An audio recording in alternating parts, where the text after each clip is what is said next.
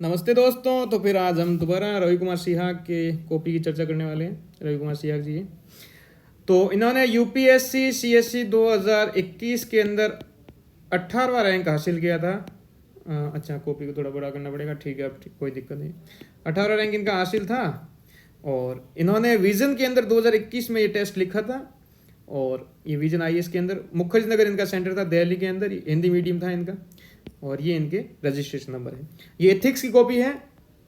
हम देखेंगे कि भाई ये एथिक्स के अंदर कैसा लिखते हैं। सबसे जरूरी क्वेश्चन के अंदर क्या होता है, जरूरी जो मैं हर बार बताता हूँ, क्वेश्चन के अंदर मुख्यतः 4 या 5 पार्ट होते हैं। सबसे पहले तो भूमिका होती है, अच्छी भूमिका लिखिए और एक अच्छा निष्कर्ष सबसे नीचे दे दीजिए। ये तो देना नेसेसरी है और ये हम रवि कुमार सिहाग से सीखेंगे। दूसरा जो क्वेश्चन के अंदर जो कंटेंट पूछा हुआ है, संदर्भ, कॉन्टेस्ट क्या है, संदर्भ देखेंगे और उसका अच्छी व्याख्या करेंगे। रवि कुमार सिहाग से आप जो सीखेंगे वो मैं पहले बताता हूँ। सबसे इंपॉर्टेंट है आपके पास मजबूत कंटेंट होना चाहिए, पहली चीज़ है। दूसरी चीज़ है आप मुख्य पॉइंट को अंडरलाइन कीजिए। तीसरी चीज़ है आप प्रेजेंटेशन आपका बहुत ही अच्छा होना चाहिए। प्रेजेंटेशन है ना, एकदम खुला खुला होना चाहिए, वेन डायग्राम बनाने चाहिए। ऐसा नहीं है कि आप पैराग्राफ में लिखो, वो रवि को बिल्कुल पसंद नहीं था। और हम देखेंगे आगे इनके क्वेश्चन। क्या कानूनों को प्रचलित नैतिक मापदंडों के अनुरूप होना चाहिए? उदाहरण सहित चर्चा करो। कानूनों को प्रचलित नैतिक मापदंडों के अनुरूप होना चाहिए। तो इन्होंने सती प्रथा के संदर्भ में एक उदाहरण देके बताया हुआ है कि कानून संप्रभु सत्ता द्वारा समर्थित मापदंडों का समुच्चय है जो सामाजिक नियंत्रण का कार्य करता है, जैसे ये। अब यह एक नैतिक और कानून के सामने क्या होना चाहिए या नहीं होना चाहिए, ये दोनों इन्होंने बता दिए और उदाहरण भी देने। तो उदाहरण जैसे ये सती प्रथा दे दिया है, आगे भी देखेंगे अपन। तो नैतिक व कानून में साम्य क्या क्या होते हैं, जैसे ये इन्होंने जो गुड सैमरिटियन कानून है, व्यापक प्रभाव उत्पन्न करने वाले हैं, व्यापक प्रभाव है, नैतिकता अभिवर्ती में होती है, ये सारे इन्होंने बता के। और अनुरूप न होना चाहिए, ये दूसरे अनुरूप न होना चाहिए मैं बताया है, ठीक है।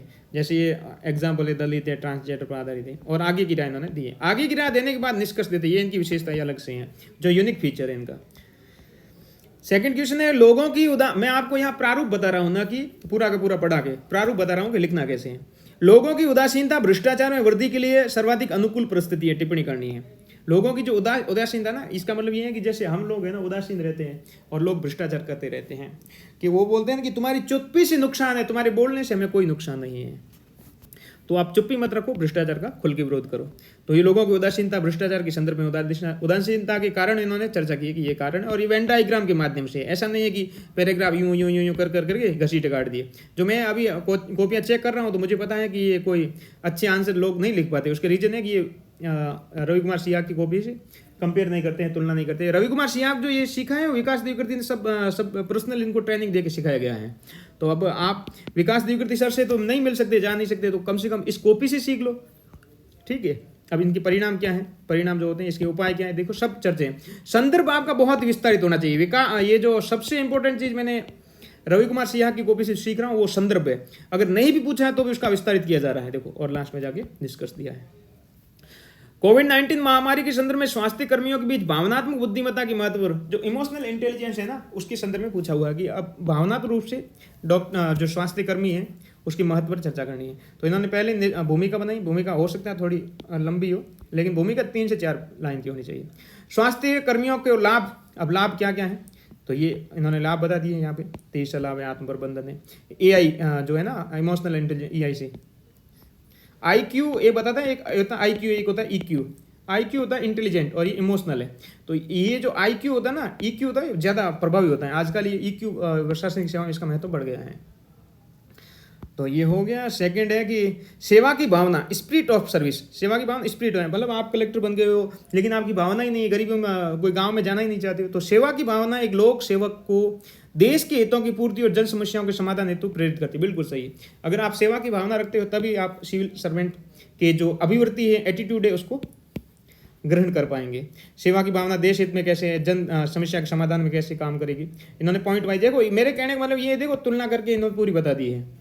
उदाहरण भी दे दिया। उदाहरण है सेवा भावना से प्रेरणा कैसे, और नीचे महात्मा गांधी का जो अंत्योदय है इसे भी तुलना कर ली इन्होंने। नैतिकता विश्व में वैधता प्रदान करने और वापस लेने के माध्यम से अपना कार्य करती है। नैतिकता विश्व में वैधता प्रदान करने और वापस लेने के माध्यम से अपना कार्य करती है। अंतर्राष्ट्रीय संबंधों में नैतिकता की भूमिका। अंतर्राष्ट्रीय संबंधों में नैतिकता वैतिकता कुछ होती ही नहीं है। अगर गृह मंत्री अमित शाह जैसे और वल्लभ भाई पटेल जैसे हो तो फिर तो कोई बात ही नहीं बनती है। तो ये कैसे होती है इन्होंने वैधता प्रदान करने के संदर्भ में बता दिया। नैतिकता वापस लेना भी इन्होंने बता दिया, इसके सकारात्मक प्रभाव क्या है, अर्थ नकारात्मक अर्थ में क्या है ये, ठीक है। और ये आगे की राह भी थी, आगे की राह में देखो गीता, कांट, रॉल्स, इन सब की इन्होंने सहमति पे तुलना चर्चा की है। संयुक्त राष्ट्र की संदर्भ की बात की हुई है। वसुधैव कुटुंबकम का नारा इन्होंने साकार किया यहाँ पे लाके, ठीक है। किसी संगठन का सतत विकास केवल सभी हितधारकों के हितों से अपने निर्णय को संरक्षित करने से ही होता है। अगर सभी हितधारक जैसे होते हैं ना, किसी कोई संगठन बना उसमें महिलाओं को वंचित कर दो, आप ST SC को आरक्षण ही ना दो, इनको जोड़ने की कोशिश ना करो, और कुछ प्रबुद्ध लोगों के हाथ में ही अगर कोई संगठन चला जाएगा तो वो क्या होगा कि अच्छा नहीं माना जाएगा।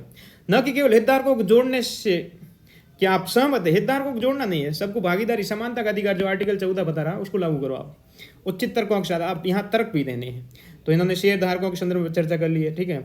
सबसे पहले ये भूमिका इन्होंने बनाई है, सरकार को कर की हानि होती है, इससे क्या नहीं होता। महात्मा गांधी ने जो चरित्र व कार्य लाभ को पाप बताया हुआ है, इसकी भी इन्होंने चर्चा की है। अब हितधारक कौन कौन से होते हैं, शेयर धारक कौन कौन से होते हैं, ये कॉर्पोरेट जो कंपनीज एक्ट होती है इसमें सब चीज़ें चर्चा की हुई होती है। जैसे यहाँ ट्रिपल बॉटम लाइन, ये मतलब हमने तो शब्द ही नहीं सुने, वहाँ से ये यूज़ कर रहे हैं और हम इस फील्ड में 5-7 साल से बैठे हुए हैं। तो मतलब रवि कुमार जो है ना, उसने जो चीज़ सीखी है ना उसको प्रेजेंट भी करता है। कई लोग होते हैं सीख पाते हैं लेकिन प्रेजेंट नहीं कर पाते, और कई लोग होते हैं वो सीख भी नहीं पाते हैं। और ज़रूरी नहीं कि आप ऐसे कोई टिपिकल शब्द यूज़ करो, क्योंकि जो रवि कुमार सिन्हा के रैंक 18 है, सुनील कुमार धनवंता के रैंक स्क्वायर 22 है। सुनील कुमार धनवंता की कॉपी और रवि कुमार कॉपी में देखोगे ना तो आपको मतलब रात दिन का अंतर लगेगा। सुनील कुमार धनवंता को भी बहुत साधारण रूप से लिखी हुई है, राइटिंग इनकी अच्छी है, कोई खास ऐसा नहीं है। लेकिन रवि कुमार ने तो मतलब जो हमारी भाषा में जो लोग बताते हैं कि कॉपी के पार्ट ही निकाल दिए। ये है श्री लाल बहादुर शास्त्री का जीवन उच्चतम स्तर की मूल्य संचालित सार्वजनिक सेवा का उदाहरण है। भाई बहादुर जी का जीवन तो है ही, मानना पड़ेगा। हरित क्रांति के लाने के जनक हैं। हरित क्रांति के जनक तो वैसे स्वामीनाथन है, लेकिन ये हरित क्रांति इन्हीं के कार्यकाल में भी है। एक अच्छा नागरिक और अच्छा प्रशासक बनने के लिए, और ये परमाणु कार्यक्रम भी इन्हीं की देन थी, लेकिन श्रेय इंदिरा गांधी को मिला है। एक अच्छा नागरिक और एक अच्छा, इनका एक नारा भी बता देता हूँ साथ में, जय जवान जय किसान। जवान के साथ किसान को भी महत्व देने वाले यही थे। एक अच्छा नागरिक और एक अच्छा प्रशासक बनने के लिए उनके जीवन से कौन कौन से मूल्य सीखे जा सकते हैं।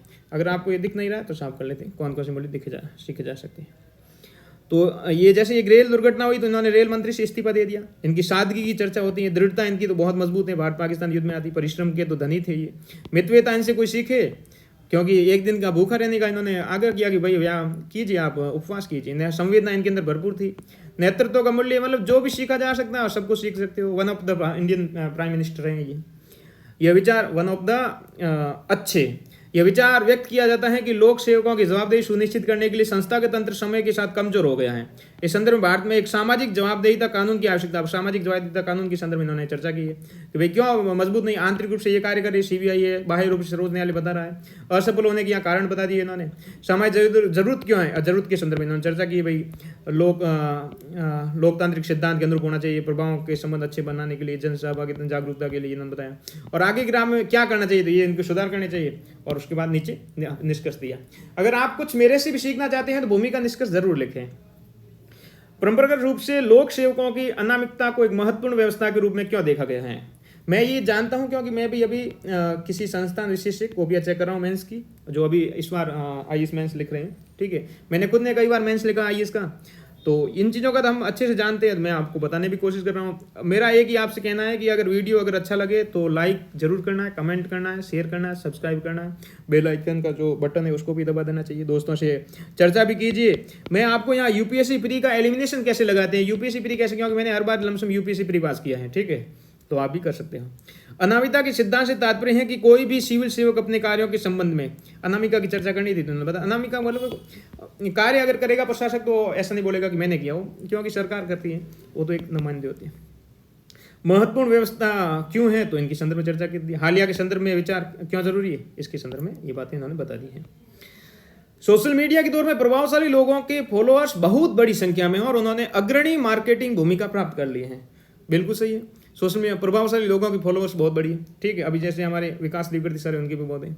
उन्होंने अग्रणी मार्केटिंग भूमि, अब मार्केटिंग भी करनी प्रारंभ कर ली है। इस संदर्भ में प्रभावशाली लोगों द्वारा मार्केटिंग में नैतिक मुद्दों पर चर्चा करने की, नैतिक मुद्दे क्या क्या आते हैं, तो ये मुद्दे ये हैं भाई, प्रोडक्ट अच्छा नहीं आ पाता है, मिलावट कर लेते हैं, प्रोपोगेंडा भी फैलाते हैं और स्वास्थ्य का हानि भी हो जाता है। उपभोक्ता संरक्षण कानून का एक्ट का नकली इस सामान भी बेच लेते हैं, बच्चों का हानि होती है। हानियाँ चुनौतियाँ भी बता दी।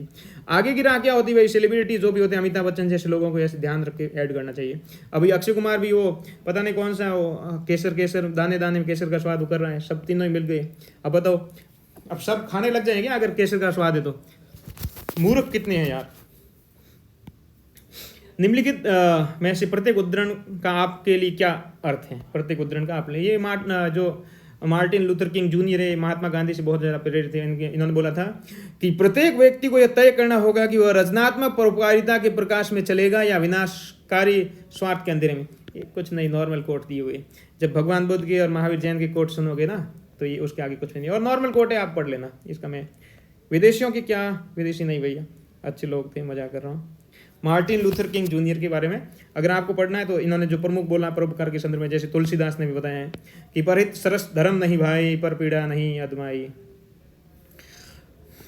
पर पीड़ा सम नहीं अदमाई। परोपकारी व्यक्ति के पथ को प्रकाशमान करता है। इसमें कैसे करते हैं तो इन्होंने, अच्छा ये निबंध वाला कोट भी यहाँ डाल दिया है कि तुम्हारे दिल की चुभन भी जरूर कमी होगी, किसी के पाव का कांटा निकाल कर तो देखो। क्या बात है।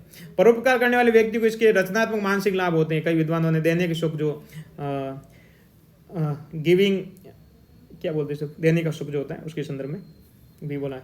ये जो देने का सुख है ना, ये कहाँ से चर्चित हुआ पता है आपको? ये हुआ है निशांत जैन से। निशांत जैन इसका बड़ा ज़्यादा यूज़ करता है, देने का सुख। और ये रवि कुमार सियाग तो निशांत जैन को फॉलो करता है, तो वहीं से सीखे, क्योंकि हम जानते हैं, क्यों हम खुद भी फॉलो करते रहे। स्वार्थ है, स्वार्थ के संदर्भ में जो कथन है वो भी इन्होंने बता दिया है, ठीक है। और ये हो जाता है। आइए हम अपने आज का बलिदान कर दें ताकि हमारे बच्चों का कल बेहतर हो सके। अब देखो क्या कोटेशन है। अब इसके सामने मार्टिन लूथर किंग वाला कोटेशन मुझे तो नहीं जम रहा है। क्या बात है। इसकी प्रमुख बिंदु क्या है? आज का बलिदान के संदर्भ में इन्होंने बात कर ली है। बच्चों का बेहतर कैसे होगा, जैसे बर्डलैंड रिपोर्ट आई थी, किससे संबंधित है पता है? सतत विकास लक्ष्य से बता दी। क्या बात है। मतलब ये विकास जो रवि कुमार सियाग है, ये अब्दुल कलाम से भी कम नहीं है भैया, मानना पड़ेगा। मैं एक समुदाय की प्रगति को डिग्री से मापता हूं जो महिलाओं ने हासिल की। क्या बात है। अब इनकी कोर्ट के सामने तो कोई और टिक ही नहीं सकता है। B.R. अम्बेडकर, मैं एक समुदाय की प्रगति को उस डिग्री से मानता हूं। इन्होंने बोला था कि मैं किसी भी समुदाय की प्रगति महिलाओं की प्रगति से आंकता हूं, और किसी भी समुदाय में वास्तव में अगर महिला प्रगति करती है तो इन्होंने मतलब करक्स पकड़ लिया है। भावनात्मक बुद्धिमत्ता इसे बोलते हैं। महिला कैसे होती है, जैसे महिला के योगदान बता दिया है, सामाजिक परिवर्तन। अमृत सेन ने क्या बोला था, मतलब रवि कुमार सियाग की सबसे बड़ी विशेषता तुलना। वो किशन को है ना 50 जगह से तुलना करा के दिखा देगा, और पता नहीं कहाँ कहाँ से आंकड़े जोड़ता है, मजा आ जाता है। अंत्योदय सिद्धांत के अनुरूप है, ठीक है। महिला विकास का बहुआयामी प्रभाव पड़ेगा, और लास्ट में जाके महिला सशक्तिकरण। अगर यहाँ SDG की चर्चा कर ली होती इन्होंने तो और भी मजा आ जाता। महिलाओं के लिए SDG कौन सा, शायद 5वां है, मैं कंफर्म नहीं, शायद 5वां ही है। अब यहाँ केस स्टडीज की बात करें। केस स्टडीज पूछा हुआ है। अगर एक केस स्टडीज पूरा पढ़ के मैं सुना देता हूँ, आगे नहीं पढ़ूंगा, ऊपर से बता दूंगा। आप एक युवा अधिकारी हैं जो ऐसे जिले में अनुमंडल पदाधिकारी के पद पर तैनात है, जहाँ देखो यहाँ पर आपको IAS नहीं बनाया हुआ है ना, आपको अधिकारी बनाया हुआ है। हो सकता है आप IAS ना हो, तो इसको मैं ऊपर से बताता हूँ। जहाँ IAS आएगा वो आपको दिखाऊंगा, ताकि आपको भी मजा आएगी, हाँ कुछ तो बनाया।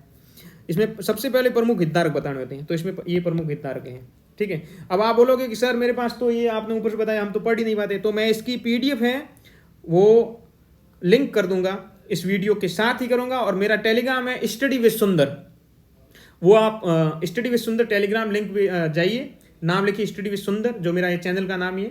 वहाँ पे मैं इस PDF को, सारे वीडियो को और PDF दोनों को डालता रहता हूँ, और जो भी मेरे पास अच्छी सामग्री रहती है वहाँ डालता हूँ।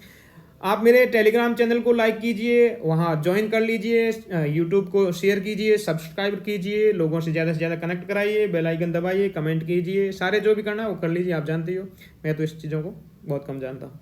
तो सबसे पहले ये बता दिए भैया प्रमुख हितधारक क्या है। फिर इसमें नैतिक मुद्दे पूछा हुआ था, ये पूछा हुआ, देखो नैतिक मुद्दे क्या पूछा है, और नैतिक मुद्दे बता देंगे। इसके बाद आप इस समस्या के प्रति क्या दृष्टिकोण अपनाएंगे और आपकी कार्रवाई के मुख्य तत्व क्या क्या होंगे। अब एक तो दृष्टिकोण है, एक तत्व पूछा हुआ। जिले में बाल श्रम की समस्या से निपटने के लिए आप कौन कौन से माध्यम से दीर्घकालीन उपाय, अब दीर्घकालीन उपाय भी है, दृष्टिकोण, मुख्य तत्व और दीर्घकालीन उपाय, तीनों की चर्चा होगी। यहाँ देख लेना, ये मुद्दे बता दिए इन्होंने, ठीक है। उसके बाद मेरी कार्रवाई का स्वरूप क्या होगा, दृष्टिकोण में आ रहा है, ठीक है। और ये कार्य ये होगा। प्रभावी उपाय लास्ट में पूछा है कि दीर्घकालीन उपाय क्या है, तो ये उपाय बता दिए इन्होंने, और यहाँ खत्म कर लिया। जैसे अब 30 सेकंड है। भारत में कई राज्यों ने अनेक बार शराबबंदी का प्रयोग किया। हालांकि ये सर्वविदित है कि इसमें से कई राज्यों ने अवैध शराब उद्योग फल फूल रहे हैं। इसके अतिरिक्त ये विडंबना है कि जहां कई राजनीतिक दलों ने अपने घोषणा पत्र में शराबबंदी के प्रमुखता से उल्लेख किया है, वही राजनेता अपने चुनाव अभियान के दौरान मतदाताओं के बीच शराब बांटते हैं। इससे अवैध शराब के धंधे भी बढ़ावा मिल रहा है और कई लोग अपनी जान गंवा रहे हैं। ऐसे कौन कौन सी सामाजिक आर्थिक समस्याएं हैं जिसका व्यापक रूप से मद्यपान है? इसको एक तो कारण पूछा हुआ है। दूसरा, क्या आपको लगता है कि शराब पर प्रतिबंध लगाने से समस्याओं के समाधान की तुलना में अधिक समस्या होगी? तो ये आपको क्या लगता है ये बताना। और प्रतिबंध के अभाव में विशेष रूप से युवाओं में बढ़ती शराब की लत की समस्या से निपटने के लिए क्या उपाय किए जा सकते हैं? और तीसरा पूछा हुआ उपाय पूछा हुआ। तो सबसे पहले कथनी करने के संदर्भ में बता दिया है। उसके बाद सामाजिक आर्थिक समस्याएं बताइए। भाई समस्या पूछी तो सामाजिक स्तर पर क्या समस्या है और आर्थिक स्तर पर क्या समस्या है, अलग अलग सामाजिक स्तर आर्थिक स्तर। अब सेकंड बात करें यहाँ पे प्रतिबंध का प्रभाव क्या होगा। सकारात्मक प्रभाव भी होगा, नकारात्मक समस्या भी क्या है वो बता देंगे। शराब का कर राजस्व कम कर सकता है, ये भी एक समस्या है। और युवाओं से निपटने में उपाय क्या होने चाहिए, सुझाव इन्होंने उपाय के रूप में दे दी है। और लास्ट में निष्कर्ष बहुत जरूरी, जैसे राष्ट्रीय युवा नीति है, खेल नीति है, इसके संदर्भ में इन्होंने चर्चा की है। अब तीसरा है, अब देखो ये पढ़ने में बड़ा मजा आ रहा है क्योंकि आपको यहाँ डीएम बना दिया है। आप एक ऐसे जिले के जिला मजिस्ट्रेट के रूप में तैनात है जहाँ के निवासी आवारा कुत्तों के खतरों का सामना कर रहे हैं। कुत्तों द्वारा दोपहिया वाहनों, साइकिल सवारों का पीछा करने और पैदल चलने वालों पर हमला करने की घटनाएं बढ़ रही हैं। बुजुर्गों के साथ साथ बच्चे भी सबसे ज्यादा प्रभावित हो रहे हैं और हाल ही में कुत्तों ने एक झुंड के रूप में एक 8 वर्ष की बच्ची को गंभीर रूप से घायल कर दिया। समस्या की कथित भयावहता और सरकारी अधिकारियों की निष्क्रियता ने निगरानी समूहों को बड़ी संख्या में कुत्तों को मारने को प्रेरित किया है। हालांकि स्थानीय सरकारी संगठन, गैर सरकारी संगठनों ने सामूहिक हत्या की इस तरह की प्रथा का विरोध किया है और आवारा कुत्तों को मारने वालों के विरुद्ध कड़ी कार्रवाई की मांग की है। उपयुक्त प्रकरण में शामिल नैतिक मुद्दे क्या हैं? पहले नैतिक मुद्दे पूछे हैं और दूसरा पूछा है डीएम साहब भी बने लेकिन कुत्तों को मारने वाली। डीएम के रूप में उपयुक्त मुद्दों के निपटने के लिए अल्पकालिक और दीर्घकालीन उपायों का सुझाव दीजिए। अल्पकालिक और दीर्घकालीन उपाय क्या क्या हो सकते हैं? तो सबसे पहले तो यहाँ पे आप जो हितधारक है, हितधारक कभी कभी डायग्राम के रूप में बता देते हैं, जैसे एक इधर एक इधर एक इधर, और कभी ऐसे भी लिख देते हैं। दूसरा, प्रमुख मुद्दे क्या है, तो मुद्दे पूछे हुए। देखो ये मुद्दे इन्होंने गजब तरीके से बनाए हुए, ऐसे आप बनाओ यार, मजा आएगा। ठीक है, मुद्दे बता दिए। अब निपटने की कार्रवाई क्या होनी चाहिए, कार्रवाई बता दी। एक तो अल्पकालिक कार्रवाई क्या होगी, देखो ये आंकड़े दे रहे हैं, आंकड़े बहुत, जैसे एक्ट हैं, एक्ट के साथ आंकड़े, ऐसे नहीं मनमर्जी से आंकड़े दिए। आंकड़े मैं भी खूब देता हूँ क्वेश्चनों के अंदर, लेकिन ज़्यादातर गलती होते हैं। सर्वोच्च प्राथमिकता जो होते हैं सो होते हैं। दीर्घकालीन उपाय क्या होना चाहिए, दीर्घकालीन उपाय, ठीक है। ये पेटा एक्ट के संदर्भ बता दिया है। ये मिल्टन सेंगर है, इन्होंने एक किताब लिखी है, क्या लिखा है, मतलब ये जो ये विकास द्विकृति की शैली, ध्यान रखना। विकास द्विकृति 50 किताबें याद करा देते कि ये किताबें याद करो और कुछ भी लिख के आ जाओ, और इन्होंने याद किया और इन्होंने फॉलो करके देखो बन गए डीएम साहब। अब यहाँ आपको एसपी बनाया, किसी किसी को एसपी बनने का भी शौक होता है, तो वीडियो ज़्यादा लंबा हो जाएगा, नहीं तो मैं एसपी साहब की पूरी परिस्थिति पढ़ के सुना था, लेकिन नहीं सुनाऊंगा अभी। नैतिक मुद्दे पूछा हुआ पहली चीज़। तो सेकंड पूछा हुआ है कि कौन सी कारक पूछ लिया जो प्रकरण में सक्षम अधिकारी के निर्णय को प्रभावित कर सकते हैं। क्या आपको लगता है कि सोशल मीडिया के माध्यम से जनमत जुटाने ऐसे प्रकरणों में निर्णय को प्रभावित करने का उचित तरीका है? कारण पूछा, ये तरीका पूछा, और एसपी के रूप में इस तरीके की क्या कार्रवाई करोगे। लास्ट में आप एसपी बने हुए तो क्या कार्रवाई करोगे। सबसे पहले जैसे ये मुद्दे बता दिए यहाँ पे, नैतिक मुद्दे क्या है, हितधारक बता दिए, मुद्दे हैं 7-8 बता दिए। उसके बाद है प्रभाव डालते नहीं डालते कारक, उसके बारे में कारकों की चर्चा की। सोशल मीडिया का प्रयोग है, देखो ये कैसे मतलब पॉइंट वाइज लिखे हैं, ये देखो ये 30 इधर लिख दिया, 30 इधर लिख दिया, ये चौथा है, ये एक एक्स्ट्रा यहाँ दे दिया, तुलना कर दी। देखो सोशल मीडिया का प्रयोग पक्ष में और विपक्ष में, और कार्रवाई का स्वरूप क्या हो सकता है, और कार्रवाई का स्वरूप दिखा दिया, और लास्ट में जाके निर्णय के लिए निष्कर्ष के रूप में दिखा दिया है। अब ये क्वेश्चन है आपके कोविड-19 से संबंध में दी नैतिक मुद्दे पूछा हुआ पहले है। दूसरा है कि डीएम के रूप में इस समस्या में निपटने के लिए क्या कदम उठाएंगे, ये पूछा हुआ। तीसरा, चर्चा की लोगों को स्वेच्छा से टीका करने तो मनाने के लिए अनुनय का उपयोग या अनुनय प्रशिक्षण के बारे में पूछा हुआ, ये बताया हुआ। तो ये मुद्दे यहाँ बता दिए, हितधारक के रूप में मुद्दे बता दिए, ये मुद्दे हैं। डीएम के रूप में मेरे कदम क्या होंगे, कदमों के बारे में देखो, अनुनय के संदर्भ में यहाँ अनुनय वैसे कर ली डॉक्टरों के संबंध में, ठीक है। और प्रभावी शिकायत निवारण की स्थापना करनी चाहिए, मीडिया विकेंद्रीकृत प्रयास हैं, ये सब बता दिया। उस प्रकार ये लास्ट में जाके पूरा किया है। अब अंग प्रत्यारोपण के संदर्भ में ये है, तो इसमें देखो एक पहले मुद्दे पूछे हुए, तो ये कानून के बारे में बता दिया है, फिर नैतिक मुद्दे बता दिए हैं, ठीक है, क्योंकि डॉक्टर अंग निकालने लग जाते हैं आजकल, तो बच के रहना। प्रोत्साहन उपाय हैं मांग के पक्ष में, और बॉटम अप अप्रोच के संदर्भ में बता दिया है, और ये पूरा पढ़ लिया। अब ये हो गई हमारी कॉपी खत्म, ठीक है। मैंने आपको कोशिश की कि 7, 8, 10, 15 जो भी मिनट लगे उसमें जल्दी खत्म कराने की, ताकि आपका भी टाइम वेस्ट ना हो और मुझे भी आगे पढ़ना भी है, ठीक है। और मैं भी देख लिया, मुझे भी तो सीख मिल ही रही है, मैं भी एक आपकी तरह छात्र हूँ, अध्ययनरत हूँ। मेरी भी कोशिश है कि हम भी यूपीएससी क्लियर करें, आपकी भी ये रही होगी। ये स्टेट पीसीएस के लिए और ये यूपीएससी आईएएस के सीएससी जो भी कहो उसके लिए बहुत ही महत्वपूर्ण है। अगर आपको ये PDF चाहिए तो आप टेलीग्राम लिंक है स्टडी विद सुंदर मेरा, वहां जाके डाउनलोड कर लीजिए। मेरे चैनल को लाइक करो, शेयर करो, सब्सक्राइब करो, ठीक है, ज़्यादा से ज़्यादा लोगों तक पहुंचाओ। थैंक यू दोस्तों, आज इतना ही।